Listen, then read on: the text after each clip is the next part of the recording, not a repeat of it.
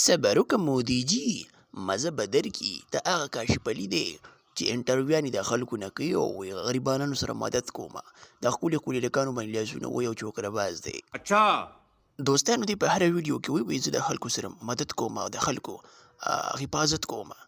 نه دا له تو چې د ښکلو ښکلو لکانو باندې لاسونه ولې وایي چوکره بازه ځان سره یې نږدې کړي او کوږې ته والي.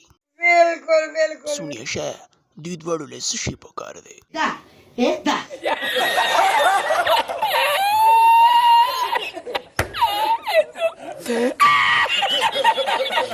نه که په دغې هم سوړ نه شي بیا به څه کوې؟ چې تشکمې دا پکې وړه